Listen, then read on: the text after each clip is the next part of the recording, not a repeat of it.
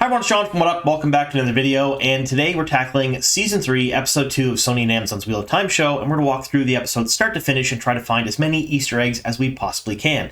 Now, these Easter eggs will be useful for both book readers and show watchers because, let's face it, we're going to talk about a ton of things here that relate to specific stuff within the show that's sort of a nod to the fans or important later on. So, if you love the Wheel of Time, if you're as excited about Season 3 as I am, or if you just want to keep up with the news, consider making us your home for Wheel of Time news. Subscribe to the channel, like the video, and of course, tell all your friends. Now, since we are doing an Easter egg video here, we are giving full book spoilers. So for the rest of the video, as I walk through every Easter egg in episode 2, I will spoil things from the entire book series. So everything from the Eye of the World up to and including Memory of Light, that's book 1 through 14 of the Wheel of Time series by Robert Jordan and Brandon Sanderson. If you haven't read the entire series or seen the first 2 seasons and the first 2 episodes of the show of the 3rd season, be forewarned, I'm going to ruin plot points and character arcs throughout. Now, this was a wild episode, so let's dive right in. There's a lot to talk about here, folks.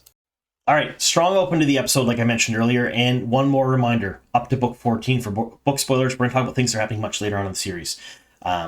You've been warned. Now, this opening scene, we get to see Morgaze with her family. Now, she's pregnant with Elaine at this point, and she has 2 boys with her. The oldest boy is Galad Tracan for the show. We'll get into that in a second.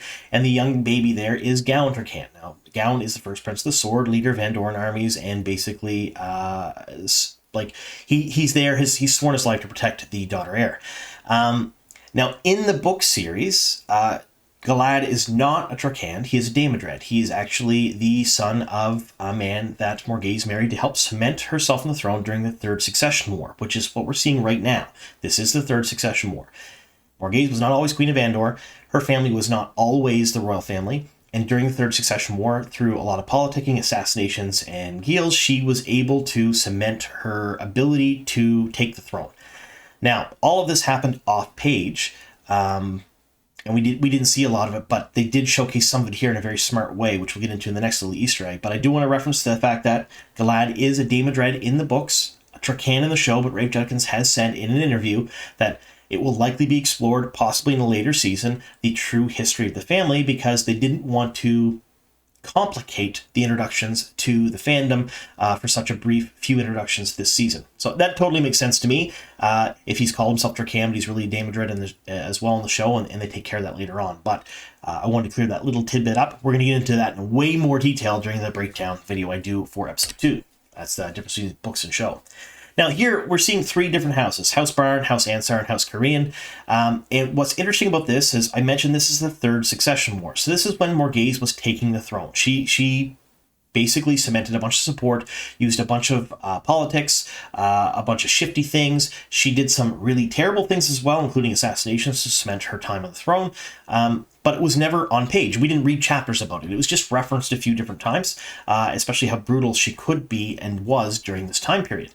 But it was all for her family. We saw evidence of that here, especially when these houses got murdered right in front of her. It was kind of wild to see that. But what's interesting is these 3 houses, they didn't support Morgaze Tracan during the 3rd Succession War. They had their own claims and own interests, but these particular 3 houses were the biggest supporters of House Marn, another house, during the 4th Succession War, when Elaine was vying for the throne much later on in the book series. So I think this is a nod or a little bit of foreshadowing to what could happen in the future.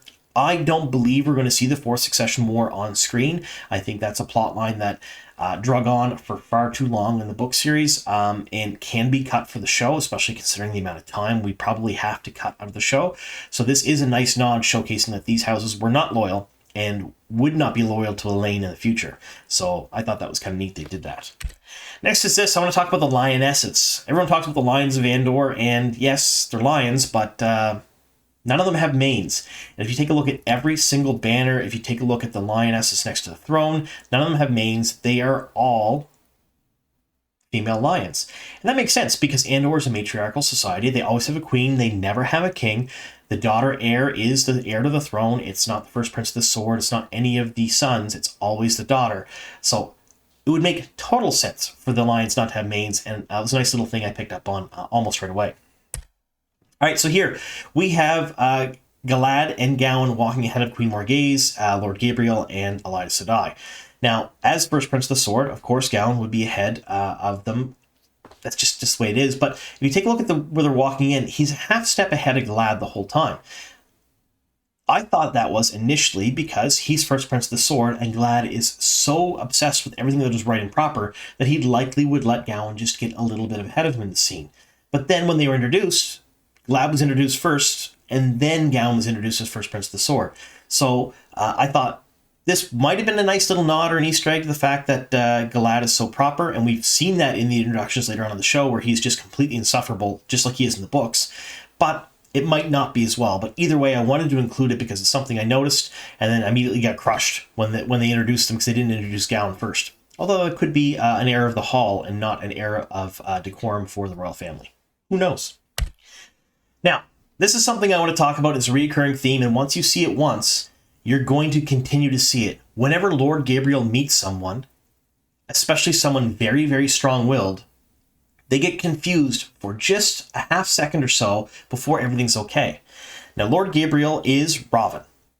Ravin is one of the Forsaken. In the book series, he's using compulsion on everyone to cement his title as consort to Queen Morgaze, and he is essentially running the country. He is doing everything. He is amassing things in the right way. He is replacing the royal guard. He's doing all kinds of stuff to cement his position of power as basically a ruler of a country without being really a ruler. That goes to show that he's likely probably doing the same thing in the show, and everyone around him is under compulsion. Liana is a very strong-willed woman, and she was confused to see him and didn't quite know what to say, and then a half second later, everything clicked, and then she went right up and she knew he was Lord Gabriel and talked about it. So we do see this again a couple of times this episode, and I want to mention it. So it's one of those things, every time you see Lord Gabriel on screen with someone, watch how people around him react to him. If compulsion was already used on them and you don't see the use of compulsion, they ease right into him being Lord Gabriel. But if he's meeting someone new or someone very strong-willed, sometimes there's a half step there before they realize who he really is. Very neat to see. I want to talk about Morgaze's outfit. Considering what we saw at the very beginning in the cold open, she's cemented as a ruthless, brutal ruler. But she's also that way in the books, but she's fair. She's super fair in the books.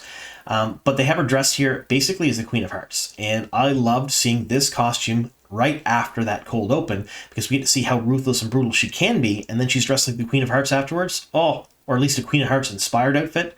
Super nice to see. I thought that was very cool. What we also get to see is her fiddling with her Aes Sedai ring. In the book series, Morgaze did go to the tower. She did take the accepted test, but she had almost no power whatsoever, and she was almost too weak to take that accepted test. She received her accepted ring and then was put out of the tower basically after that because she would never make full Aes Sedai. So Andor and the tower have had ties for a very, very long time, and there is mention in this episode a couple of different times of Elaine being quite possibly the very first full Aes Sedai as Queen of Andor, which, yeah, it would put a target on her back, but it would also be a huge benefit and win for the country because it would really cement the ties between the two nations. But seeing her kind of fiddling with her ring, being reminded that she wasn't accepted at one point, super nice to see. All right, I want to talk about this a little bit. This is the waygate. Now, at seasons past, the way the waygate's animations and things looked were a point of criticism, I want to say, among some of the fandom because they weren't even close to how they were described in the book series, and it seemed like a very simple thing. I'm not saying it was simple for those of you out there that know about VFX and things. It was very difficult for them to do, but this here is way more true to form through what a waygate is supposed to look like. All the leaves, vines, carved things, they are closed doors that do open, so them kind of putting a nod into the books here, maybe not retconning the other waygates. Maybe in the show, all the waygates are a little bit different, and this one is kind of in the forest near Manetheren, so maybe this is the way it is. It was very nice. And we finally got to see, for the very first time, them actually using the avendosaur leaf to open and close it. So we've seen in the first two seasons, channeling is a way to open waygates, which is not the way they do it in the show, or in the books, rather. They use an avendosaur leaf, and you have to know which leaf it is and move that leaf to be able to open and close the waygate. In season 1, in the deleted scene, we saw Fane use an avendosaur leaf to get through the waygate to the Blight, or up to Faldara, rather, but it was not something that was put into the show. We didn't get to see really how it went. There was no explanation. It was edited very oddly and strange. Here they're finally cementing the fact that, yes, you have a leaf, you can open and close the waygate without being able to channel, and it's one of those things where it's now finally cemented in the eyes of the viewers. I thought that was really neat. Next we have this. Perrin comes out, he sees tracks, he's like, oh, there's 2 tracks, and then he smells. So if you catch this, he does a few little sniffs to the air, and he goes, it's a man and a woman. He's referencing Alana and Maxim here, because they use the ways to get to the 2 rivers, and it's kind of alluded to later on in the episode.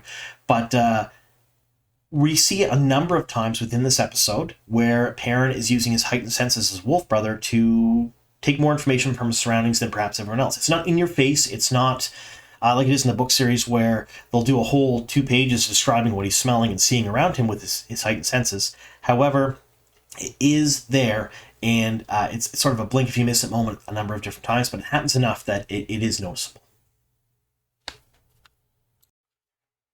All right, next up we have Loyal. He references the longing. Now, they do a fairly good explanation of the longing here in the show, but I wanted to dive into it just a little bit more. Essentially, during the breaking of the world, Ogier lost their steading in the Westlands, in Randland, and they were unable to find them for so long, something called the longing set in. Now, an ogre is away from his steading far too long, gets the longing, and eventually wastes away and dies. They have to go back to the steading for an indeterminate amount of time to sort of recharge and become more connected to the steading and whatnot before they go back out into the world again.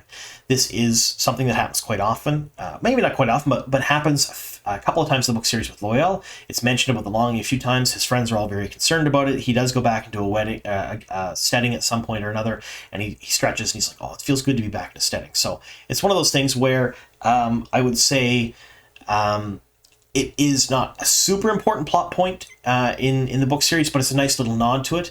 And fun fact about this is the Ogier on the other side of the world, Shanshan, they never lost their steading for great periods of time, so they do not experience the longing when they leave the steading. So the Ogier gardeners, which are sort of like elite guards in the Shanshan royal family, they, like the Black Watch Guard, they're never affected by the longing, at least insofar as the book series kind of says. So longing is sort of a unique Westlands thing to Ogier here.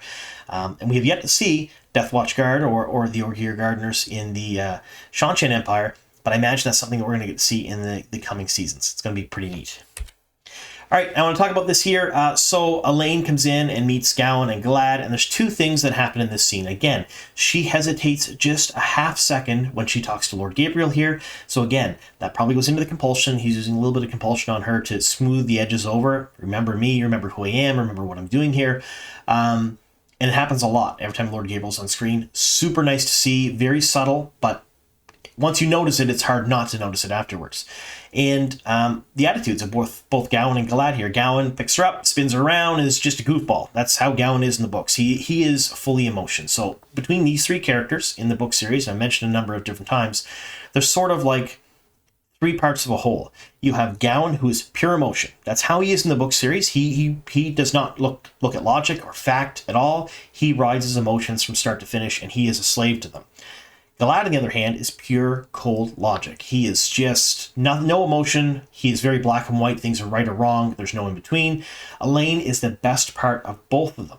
So again, Elaine's the ruler. She's the daughter heir. So hopefully she is the best part of them. But she does get a little bit of a temper and a little bit of emotional aspects from Gawyn. But it's tempered a lot by her ability to use logic and ability to think and determine what is right. And she can bend too. So she takes the best parts of both of her brothers and kind of combines them together into a fully functional person, if that makes any sense, rather than an extreme of one or another. Very neat. Now we see in the background here, and you can notice this a couple of different shots, is a bouquet of roses. While that may not seem like a huge thing for the show, it's a nod to the book series. During the book series, there's problems with the seasons. So in essence, during each of the books, you have either you're locked in sort of a winter, or you're locked in a summer, or you're locked, like the Dark One is affecting the seasons. And when he affects the seasons, he's affecting crop growth, he's affecting the ability to produce food, all kinds of different things. And when they talk about this, Eladia Sedai keeps a rose garden in full bloom because she loves roses.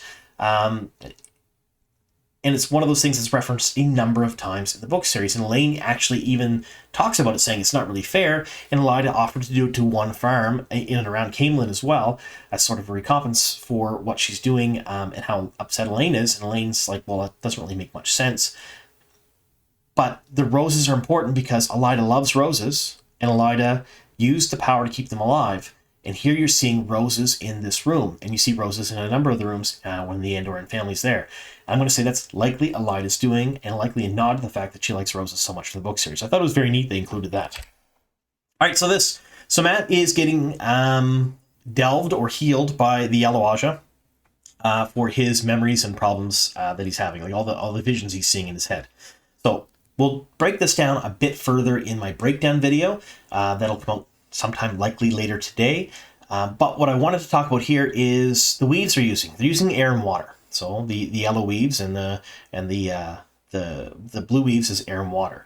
And in the book series, yellow Aes Sedai and Aes Sedai in general use what the Chosen and people from the Age of Legends refer to as the roughest, hastiest form of battlefield healing as their ultimate form of healing. So in other words, they've lost so much, they just use these two elements to do very basic healing, and yet they can still heal a lot of things, but that's the way it is. We're seeing that here. Nynaeve, on the other hand, becomes one of the best healers in a very long time because she instinctively uses all 5 powers in her healing. She's weaving a tapestry to heal things. And depending on the hurt, depending where it's at, she uses different combinations of weaves, different combinations of things, whereas the yellow Ajah always does the same thing. So that's what we're seeing here a little bit is just the air and the water, which is what 90% of healing with the yellow Ajah is, and they're delving into Matt and trying to figure out what's going on. Very neat to see this. And again, we'll go into this scene and how it's different from the books quite a bit in my breakdown video. It's an important one.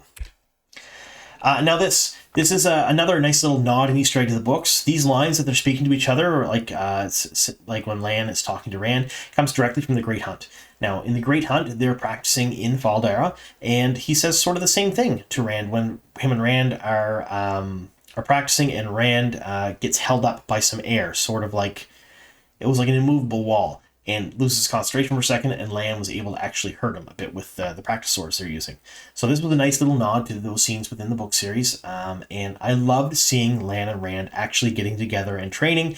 It's one of those things that to me meant a lot when I read the series when I was younger. All right, so this comes up a couple different times within this episode, but Egwene's bruises. Moiraine says she's healed them with their back, and she asks, "Is it him? Like, is Rand doing this to you?" Which I guess would make total sense to someone seeing this, especially considering Rand could be possibly going mad, and Egwene has been so upset and not sleeping. But what this is Lanfear in Tel'aran'rhiod. Rhoi. We see this later on within the this particular episode, choking her, acting as Renna in the World of Dreams, and things that happen within the World of Dreams affect you in real life. So when she gets choked and hurt in those scenes when Lanfear is basically torturing her night after night, she wakes up with fresh bruises every morning because those things are real. And even though they're happening in the World of Dreams, they really do affect her body. So this is a little bit of a nod to the fact early on in the episode that she is getting tortured by Lanfear and not just having bad dreams about Renna. All right, so I want to talk about this a little bit. So this paint under Alana's eyes, it's a mixture of her loved one's ashes and paint. It's the way they honor their dead. And I wanted to talk just a bit about that because it just comes out and she's just like this. Little to no explanation, just like this. And Alana is there, covered in blood. Maxim's covered in blood in the Two Rivers. And we're going to cover how they got to the Two Rivers and what went on in the Two Rivers in greater detail later on. Especially my breakdown video, because there's some wide differences here, but also some things that are a little bit the same. And I want to talk about that. All right, so this scene here is 100% a call out to the scene in the books where Galad and Gawyn are practicing in the Ward of Training Yards during the Dragon Reborn when Matt wakes up from being healed from his link to the dagger. Matt is super weak. Matt is having a hard time even standing. He's eating for 6 people at once, essentially, and he wanders down to the Ward of Training Grounds and sees these two sort of going at it, and he's making fun of them a bit, and then he gets called out. And when he gets called out, he makes a wager with them. And the wager is that he can beat them with a stick, like a quarterstaff, both at the same time. And then proceeds to thump the crap out of the two of them. Even though he's sick, he can barely stand, and he has a stick. He beats the both of them. So this is almost the same scene, although the fight does not happen in this particular scene. Now, Rafe Judkins has promised in a number of social media posts. I actually asked him on Twitter a few years ago, will we see this in the show? And he replied, yes, 100%, but something that makes more context and sense for the scenes they're doing. So, while this wasn't that scene, it was a pure call-out to that scene, because what they were doing is essentially showing off in the book as well, and Matt called them out on it. But we will get to see that fight, folks. I've had about probably a half dozen to a dozen questions. Where are we going to see it this season? Yeah, we're going to see it this season. It's just hasn't happened yet. Rafe Judkins has promised we would. All right, so when Siuan reads her letter, she puts it into this little chest on her, or like writing box on her desk, and then she weaves a ward into it. That's what she's doing. She's weaving a ward into it, so if anyone opens up this or tries to open up this box, something happens. Now, in the book series, it was so the contents would become inflamed. They would just go up in flames, and nobody could possibly read them. There's not much explanation as to why she does this in the show, but that's what this is. That's her putting a ward on this box to protect the stuff inside, because at one point Eladia is very excited and tries to get into her thing, and it just kind of sets everything on fire inside. So it's warded, and she didn't even see it. So one of those things, and it is a prevailing thing throughout the book series later on. Other people do this as well. They ward boxes to be able to put important documents in it, so no one else can read them unless you get rid of the ward first. Now we have this. It's Siuan, and when she's talking to the girls, Nynaeve and Elaine, she is talking about who she can trust. And she's saying she can't trust she doesn't know if she can trust Lyanna or even Perrin, which I thought was kind of funny, and that is a call out to the books that Perrin is in fact actually a dark friend. She is Black Ajah, and when she says this in the show, I thought it was kind of a neat little dig at that bit. Now, I'm not saying Perrin is evil, far from it. For those of you who read the book series, and at this point we did give 14 book spoilers, so it's already out there and ruined for you. Perrin was basically forced to join the Black Ajah when she was doing research on them, found out about them, and then she spent her time within the Black Ajah doing everything she could to add as much information to her little books and ciphers that she possibly could in order to hopefully one day bring them down. So she didn't join the Black Ajah out of any desire to serve the Great Lord or to do anything like that. It was more of a forced thing. But this here, even the Perrin call-out, I thought was a really neat little tidbit. Now we have this here. This is in the Two Rivers, and you have them talking just a bit about how Perrin's family got out. Now, in the book series, Perrin's family never got out of the Two Rivers. They ended up being killed, and they said they were killed by Trollocs, but they weren't. They were killed by the White Cloaks led by Ordeth, and then they were buried within a field of apple trees. Really sad scene within the books, especially when Perrin is there grieving his younger sisters. He thought it was just like a really tear-jerking, emotionally charged scene in the book series. So this year, they're saying that they get out, and they name drop Tam and Abel. Now, we know that, as far as we don't think Tam's in this season, because there's no mention of him, and it's not in any castings. None of the leaks had him in it. And Abel Cawthon definitely is not in the season. I did a leak video on that a year and a half ago and more now, knowing that he was not going to be in the season. So they are mentioned, so they're still in the story, they're still doing things, but this here kind of puts them to the side and out of the way. Just so, yes, they're mentioned, but they're not in these scenes. We don't specifically see them right now. They're there taking Perrin's family out because the White Cloaks are looking for Perrin. They don't want Perrin's family to be hurt. So that's what that call-out was there. Next we have this. This goes back to what I was talking about earlier with Egwene. In the world of dreams, Lanfear is impersonating Rhaena. So essentially, in the world of dreams, you can look like anyone, you can wear anything, you can do anything based on your level of control. And Lanfear is arguably one of the people in the book series who has the absolute most control over the world of dreams, more so than anyone else. And that's an argument a lot of people can have because there are a lot of very strong Dreamweavers in the books. However, after the 30th anniversary of the book series, there came out a secret. And that secret was that Lanfear never actually died. So in the book series, Perrin kills her in the world of dreams, but she was that good of a dreamer that she actually faked all of that and even made Perrin believe. Now, Perrin was one of the strongest dreamers in the book series, along with Egwene, because he could enter the wolf dream, and he was doing things that even Egwene thought was just wild. Like, it's just a weave, is one of the things he said when someone threw balefire at him. He just split it around him. Like, it didn't bother him. He had complete control over it. Even him, Lanfear was able to fool him, and I thought that was very wild. That came out about it came out a couple of years ago.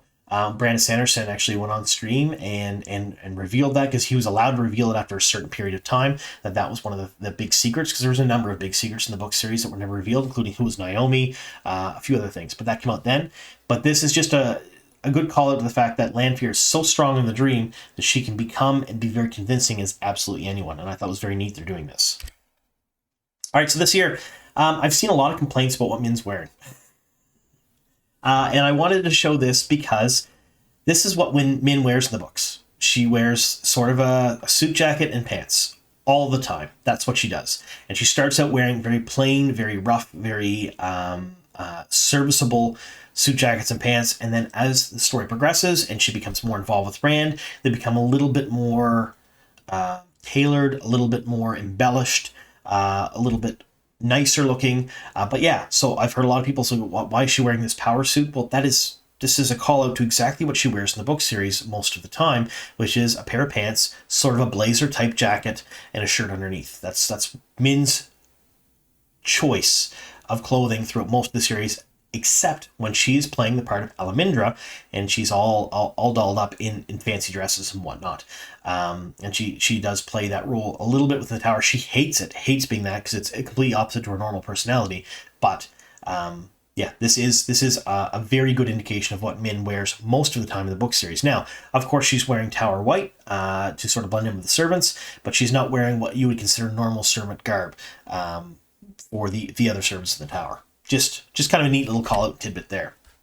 Now, I want to talk just a bit about this. This is kind of a funny scene, and I rewatched it probably half dozen times before I include this, because I wanted to make sure I was seeing what I was seeing. Lord Gabriel takes a drink of the wine, and then he looks instantly disappointed, just for about a half a second or so, and then he carries on the conversation. And that's because a number of times in the book series, Forsaken comment on different things about the modern day world being inferior or different from when they were alive. And one of the things that is commented on a number of times is the wines. They're nice wines. They talk about that. They're good. Some of them are good. Some of them are terrible. And they're surprised at how good some of them are. But none of them hold a candle or even close to the ones that they remember from the Age of Legends. And they lament about that a fair bit. So whether this was intentional or not, he does heave a little bit of a sigh of disappointment and looks down after he takes his first drink. And I thought perhaps this was a little call out to that. I thought it was neat. And if it's not, either way, I thought it was kind of cool. Now, in that very next scene with Lord Gabriel, he mentions Gareth Bryne. Now, so he is or was the leader of the armies of Andor and one of Morgaze's advisors. And in the book series, through the Compulsion of Ravin, he basically makes Morgaze get rid of him, because he has her prune down all of her trusted advisors, and he's replacing them with people that he trusts are dark friends of his own. So one of the things that a lot of people have mentioned or thought about is he going to be cut from the show? Is this something that we're not going to see? Because while he is one of the great captains, and while he is important to certain plot lines within the books, he is very easily replaceable or very easily amalgamated with other characters if they don't want to cast a whole new person for that. He's integral to the Rebel Aes Sedai storyline. He leads their armies. He builds up the army that they take to Tar of Lan to try to take back the city. But anyone else can do that, and I think they may be using someone else for that. And I'm not quite sure how it's going to work out, but we may even see the Band of the Red Hand formed for that purpose, which I think would be kind of a neat way to do it while cutting out a ton of the other things that are going on. So there's that. Now, this is the last little Easter egg I want to talk about here. So we've seen a lot of Matt in the first episode, just kind of showboating, pretending he's all that with the Horn of Valir, getting his picture drawn, using it to impress girls and novices. And a lot of that is in line in character with Matt as far as showboating and just kind of showing off and being not serious. He never truly thinks he's a hero. And I don't think that when he was doing all of that in the show, he really thought he was a hero. He was not being self-important. He was not being, I'm super cool because I'm cool. He did not feel that way. He was doing it to get attention and kind of be silly at the same time, which is a trait that Matt does in the books fairly often early on. But this is the first scene where it was actually pulled almost directly from the books when Siuan talks about her Uncle Owen pulling children out of the fire. Will you be there and the flames are high? Those lines come directly from the books. And Mat comes right up and says, I'm no hero. And just deadpan, just sad as old get out, I'm no hero. And that is Mat from the books, basically the entire time. When someone needs him to do something, I'm no hero. Or when something happens, 90% of what he does is his luck doing it. So he tries to get out of battles, tries to get out of fighting, tries to get out of important stuff. And by doing that, his luck sort of kicks in, and it just works out that he's thrust into the center of it the whole time. So his luck and his Tavernus. But yeah, this is a really good call out to every single time something like this happens in the book series. I'm no hero, and I think the lines Mat usually is I'm no bloody hero. So really neat that we got to see this. All right, let's bring myself back up big here. All right, there we go. So that's what I was able to find in episode 2 as far as Easter egg goes. Are they all of them? Probably not. There's probably a ton in there I missed. And what we normally do here, and something I neglected to mention in my episode 1 Easter egg video, is when the season is over, when it's all done, all 8 episodes are out, and they've been out for a little bit, I will do an overarching full season Easter egg video of all the things that I missed. Because there are going to be a few in every episode that I will likely miss, and there's going to be a few that you folks may catch. So if you catch some Easter eggs in there that I missed in these episodes, let me know in the comments down below, and I'll kind of tabulate them all at the end of the season. I'll do a full video on all the Easter eggs I missed, something I did for both seasons 1 and seasons 2, and I will do it again for this season because it's a whole lot of fun. Anyway, so let me know your thoughts on the episode down below in the description box. And keep an eye out for my breakdown video coming out later today. Again, yes, we're doing 2 videos a day for this particular week because there's so much to talk about. And I have at least enough information for 2 new news videos right now, but I don't want to leave them too long. But they will happen after all of my episode 3 videos get out there. And then prior to next week, we're going to do a coming next, so a little preview on episode 4. We'll talk about what we expect to see, including that little, there's a little teaser trailer out for it right now. We'll do that too. So there's a ton more coming from What Up this week. Don't forget to like the video, subscribe if you haven't already done so, and tell a bunch of your friends, folks, because this is super fun to do. Anyway, thank you all very much for sticking with me here at the very end. Here's to many more.